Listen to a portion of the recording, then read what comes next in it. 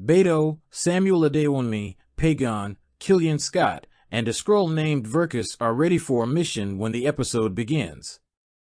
Beto asks the others whether they believe what they're doing will succeed, and Pagon responds that they do it because they believe in a better future. And trust necessitates taking chances. Pagon hands Beto the file for the human impersonator, and the three of them depart for the task. Gravik then appears in the tale, showing the Skrull Council the contraption he has been working on. Before we continue, please don't forget to subscribe. Following the credits, we are transported to New York City in 1998. Fury enters a diner to meet with a Skrull acquaintance. The buddy in question is Priscilla, who is revealed to be Vara, the Skrull we met in Episode 2 introducing Fury and Gravik.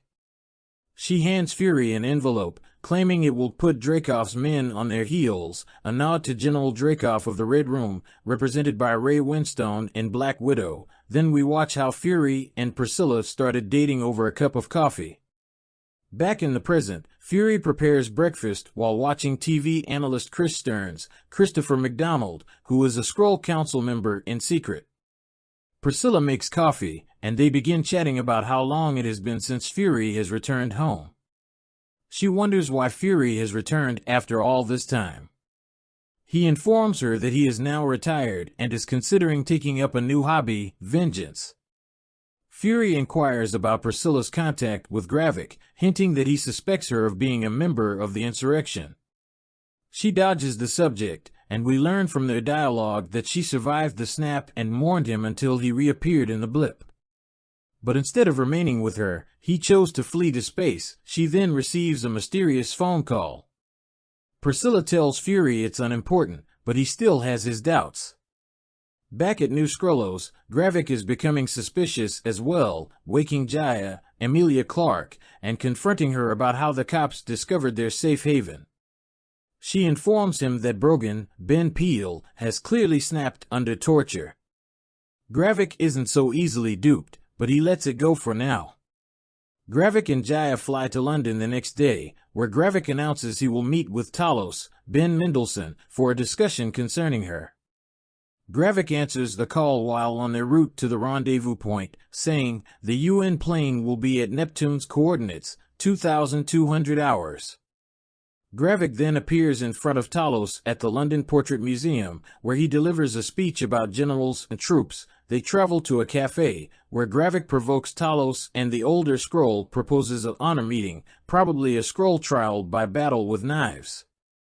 Gravik dismisses the suggestion and continues to irritate Talos by bringing up Jaya's presence.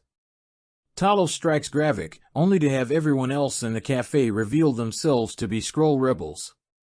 Talos, seeing he is encircled, tries to convince Gravik that humans are most formidable when faced with a shared opponent. Furthermore, Talos intends to expose the Skrulls, eliminating the element of surprise and using their advantage.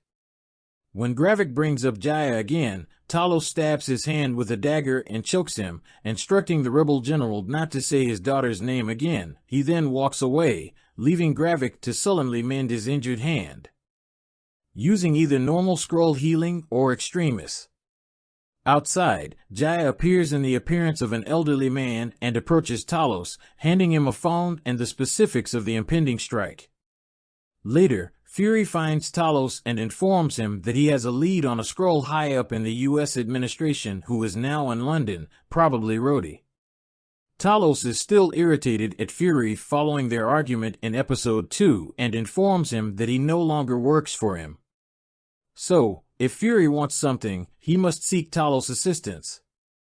Fury reluctantly agrees, and the two leave together. Talos relays Jaya's information to Fury, who recognizes Neptune as a British submarine. He then telephones Sonia Falsworth, Olivia Colman, who has found the camera he had left in her office.